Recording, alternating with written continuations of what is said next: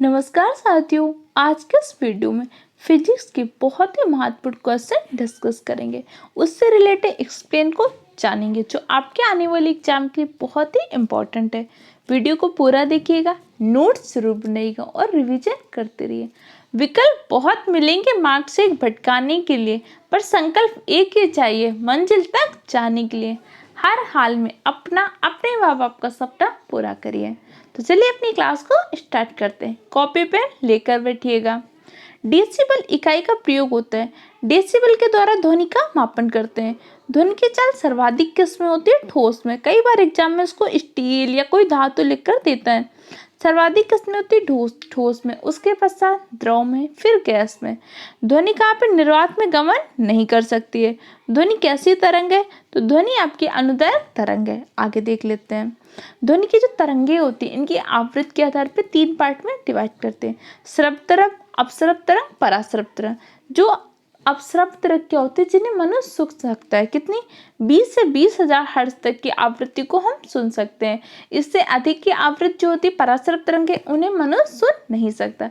20 hertz से कम की तरंगे अपश्रव्य तरंग होती है जिसे मनुष्य सुन नहीं सकता। लेकिन कुछ जानवर होते हैं, कीड़े होते हैं, वो क्या करते हैं? सुन लेते हैं। जैसे चमगादड़ आदि क्या कर लेते हैं? सुन लेते हैं। पराश्रव्य तरंगों का प्रयोग किस में करते हैं? सोनार। सोनार में क्या करते हैं? पराश्रव्य तरंग का प्रयोग करते हैं। सोनार क्या है? साउंड नेविगेशन एंड रेंजिंग एक टेक्निक है। एम्पियर क्या मापने की इकाई है? विद्युत धारा। विद्युत धारा का मापन करते हैं एम्पियर से। इसका फार्मूला क्या होता है? ओम का नियम क्या होता है? V is to I R. V क्या होता है? इसमें विभवांतर होता है। R आपका क्या होता है? प्रतिरोध होता है। R का प्रतिरोध कई बार इससे न्यूमेरिकल पूछता है। जैसे आपने श्रेणी क्रम या फिर समांतर क्रम में लगाया। अगर आपने श्रेणी क्रम में लगाया तो इसका फार्मूला होता है R का R equal R1 plus R2 plus R3। या जितनी भी आर दी हो, कई बार R1 R2 ही दिया होता है तो ये श्रेणी क्रम में होता है। अगर समांतर क्रम में तो 1/R is equal to 1/R1 plus 1/R2 plus 1/R3 जो भी हो। तो समझ के ये सारे पॉइंट मैं आपको सिर्फ रिवाइज करा रही हूँ क्योंकि क्लासेस में आप सब पढ़ चुके हैं, तो स्पीड थोड़ी ज़्यादा रहेगी। फिर भी अगर आप स्पीड से नहीं लिख पा रहे हो तो यूट्यूब में ऑप्शन होते हैं, वहाँ से कम कर लीजिए या फिर मुझे भी कमेंट में बता दीजिए कि स्पीड थोड़ी ज़्यादा है क्या, ताकि आप लिख सकें और अच्छे से रिवाइज करिए। श्रेणी क्रम में क्या होता है? जैसे ये होता है, ये इसमें एक ही श्रेणी में लगा होता है। ये आपका क्या होता है? श्रेणी क्रम में लगा होता है। जबकि समांतर क्रम में कैसे होते हैं? ये मैंने आपको सारे डायग्राम बना के पढ़ाए थे। ये कौन से सीक्वेंस होता है? समांतर क्रम होता है, ध्यान रखिएगा। यंग प्रत्यास्थता गुणांक असाई मात्रक का होते हैं। न्यूटन पर मीटर स्क्वायर यंग प्रत्यास्थता गुणांक असाई मात्रक होते हैं। माना कि अंतरराष्ट्रीय पद्धति कब लागू हुई? 1971 में। एसआई क्या है? एसआई आपके सिस्टम ऑफ इंटरनेशनल यूनिट है। एसआई पद्धति आपकी अंतरराष्ट्रीय पद्धति। और कौन कौन सी पद्धति होती है? जैसे एमकेएस पद्धति होती है, आपकी सीजीएस पद्धति होती है। वर्तमान में कौन सी पद्धति लागू है? एसआई पद्धति। तो सारी राशियों के एसआई पद्धति पे मानक जरूर याद रखिएगा। जैसे कार का मात्रक क्या होता है? ऊर्जा का मात्रक क्या होता है? विद्युत शक्ति का मात्रक क्या होता है? लेंस की क्षमता का मात्रक क्या होता है? फोकस दूरी का मात्रक क्या होता है? ये आपसे मात्रक अक्सर एग्जाम में पूछता है। आगे डिस्कस करते हैं। खाद्य ऊर्जा को हम किस इकाई में माप सकते हैं? खाद्य ऊर्जा का मापन करते हैं कैलोरी में। जैसे आप कई बार डाइटिशियन से बात करें तो डाइटिशियन बोलता है ना आपको नॉर्मली कितना लेने? 1500 कैलोरी। अगर आप वर्किंग है, आप श्रमिक हैं तो आप कितनी कैलोरी ले सकते हैं? 2400 कैलोरी तक उपयोग कर सकते हैं। तो कैलोरी क्या? ऊर्जा मापन की एक इकाई है। जैसे बल का मात्रक क्या होता है? न्यूटन होता है। कार का मात्रक क्या होता है? जूल होता है। लेंस की क्षमता का मात्रक डायोप्टर होता है। विभवांतर का मात्रक क्या होता है? वॉट होता है। धारा का मापन किस में करते हैं? एम्पियर में करते हैं। प्रतिरोध का मात्रक कौन होता है? ओम होता है। प्रतिरोध का मापन किस में करते हैं? ओम में। सारे पॉइंट याद रखिएगा। जैसे अशुद्ध शक्ति, एक अशुद्ध शक्ति में कितने वॉट होते हैं? तो एक अशुद्ध शक्ति में कितने? 746 वॉट होते हैं। दाब का मात्रक पास्कल होता है, याद रखिएगा। समय का मात्रक सेकंड। आगे देख लेते हैं। विद्युत मात्रा की इकाई क्या होती है? एम्पियर। एसआई पद्धति में लेंस की शक्ति है, लेंस की क्षमता का क्या होता है? डायोप्टर। अभी मैंने आपको बताया कैंडला किसका मात्रक है? कैंडला आपका ज्योति तीव्रता का मात्रक है। जूल ऊर्जा की इकाई है। ल्यूमेन किसका मात्रक है? ज्योति फ्लक्स का। 7 आपकी अदिश राशियां होती, इंपॉर्टेंट है सातों राशियां, और इनके मात्रक याद रखिएगा। 2 आपकी पूरक राशि होती। कौन कौन सी पूरक राशि होती है? कोण और घन कोण। कोण का मात्रक क्या होता है? जो एंगल, इसका मात्रक होता है रेडियन, जबकि घन कोण का मात्रक क्या होता है? स्टेरेडियन। ध्यान रखिएगा। जूल किसकी इकाई? ऊर्जा की। क्यूरी किसकी इकाई है? रेडियोधर्मिता की। रेडियोधर्मिता की इकाई क्या? क्यूरी। क्यूरी इकाई क्यों रखा गया था? मैडम क्यूरी के नाम पर। मैडम क्यूरी और उनके पति हेनरी क्यूरी, इन्होंने रेडियो सक्रियता, रेडियो एक्टिव तत्व, इन सब के बारे में बहुत अनुसंधान किया था, इसीलिए क्यूरी इकाई रखी गई थी रेडियोधर्मिता की। दाब का मात्रक है पास्कल। पास्कल क्या है? दाब का मात्रक है। कार का मात्रक जूल। प्रकाश वर्ष इसकी इकाई है दूरी की।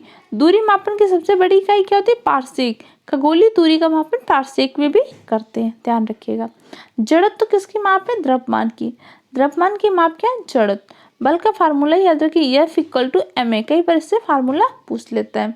संवेग का क्या होता है? P = mv। यहाँ पे P क्या है? संवेग, M क्या है? द्रव्यमान, V आपका वेग है। यहाँ पे F बल है, M द्रव्यमान, A त्वरण है। त्वरण क्या होता है? ए वेग परिवर्तन की जो दर होती है वही आपकी त्वरण कहलाती है। आपके वेग में, वेलोसिटी में जो चेंजमेंट हो रहा है वो आपका त्वरण कहलाता है। एंगस्ट्रॉम में किसका मापन करते हैं? तरंग दैर्घ्य। तरंग दैर्घ्य का मापन एंगस्ट्रॉम में करते हैं।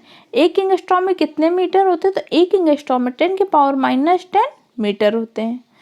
किसने न्यूटन से पूर्व ही बता दिया था सभी वस्तुएं पृथ्वी को आकर्षित होते हैं? गुरुत्वाकर्षण का नियम न्यूटन ने दिया है, लेकिन इससे पहले ब्रह्मगुप्त ने न्यूटन के जो नियम है गुरुत्वाकर्षण का नियम, इससे पहले ब्रह्मगुप्त ने बताया था, लेकिन ब्रह्मगुप्त इस चीज को प्रामाणिक रूप से सिद्ध नहीं कर पाए थे। अच्छा, ब्रह्मगुप्त किसके दरबार में रहते थे? कमेंट सेक्शन में आंसर दीजिए। हिस्ट्री के क्लासेस में आपने सारी चीजें पढ़ी थी। यदि एक पेंडुलम से दोलन करने वाली घड़ी को पृथ्वी से चंद्रमा पर ले जाएं तो घड़ी क्या हो जाएगी? सुस्त हो जाएगी, क्योंकि पेंडुलम क्या होता है? उसकी लंबाई पर निर्भर करता है। टी प्रोपोर्शनल क्या होता है? 1/LG, इसका फार्मूला होता है, याद रखिएगा। आगे देख लें। प्रकाशीय वोल्टेज सेल के प्रयोग से ऊर्जा का रूपांतर।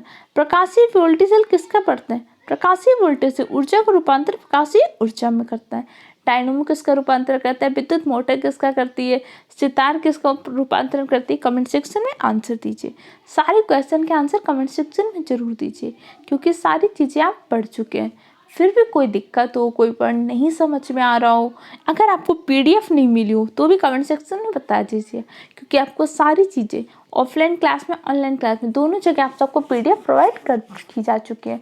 फिर भी अगर आप में से कोई है जिसे पीडीएफ ना मिली हो, या अभी जो आपके पेट एग्जाम के लिए मास्टर नोट्स चल रहे थे, पेट के जो टारगेट मैंने बनाए नोट्स, समझ लिए 200-300 पेज के नोट्स, उनको पढ़ लीजिए, आपको जीके बहुत अच्छे नंबर स्कोर करेंगे। अगर आपको अभी तक वो वाली पीडीएफ नहीं मिली तो कमेंट सेक्शन में बता दीजिएगा।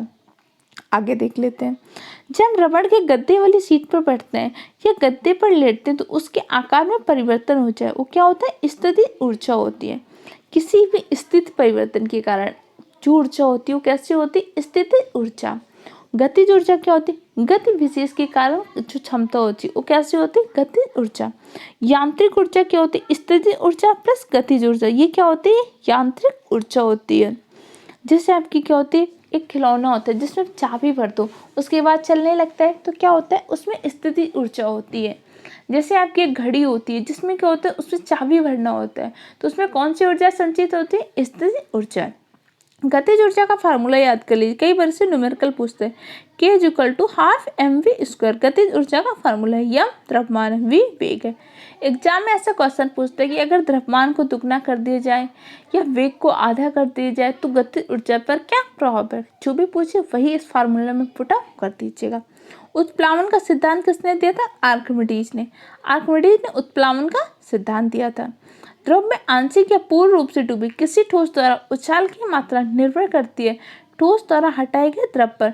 जैसे कोई वस्तु डूब रही है आंशिक रूप से, पूर्ण रूप से, तो कितना उछाल ले रही है, कितना उसमें ऐसे बाउंस होगा, तो जितने जल वो हटा रही है उतना ही उसमें बाउंस होगा। जब पृष्ठ पर लोहे के टुकड़े नहीं तैरते तो क्या होता है? लोहे द्वारा विस्थापित जल का भार लोहे के भार से कम होता है।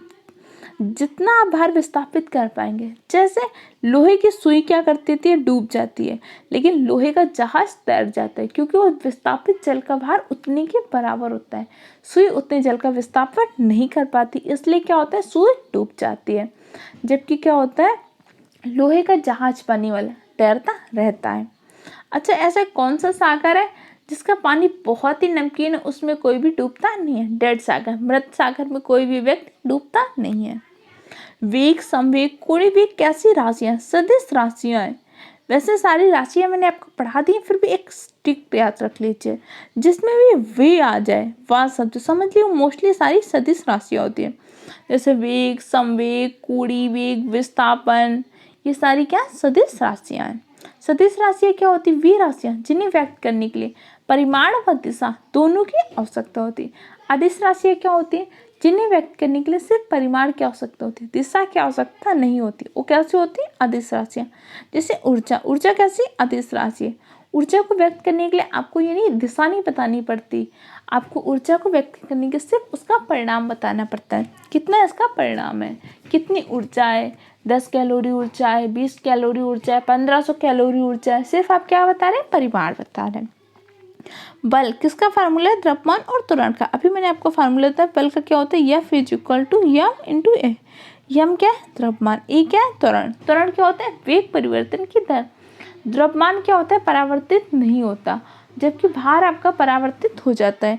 आपका जो भार होता है W is equal to M G, जो गुरुत्वाकर्षण से प्रभावित होता है। तो आज की वीडियो में हमने इतने पॉइंट डिस्कस किए, नेक्स्ट क्लास में बाकी पॉइंट को डिस्कस करेंगे। चैनल को सब्सक्राइब कर लीजिए, मिलते हैं किसी नेक्स्ट वीडियो में।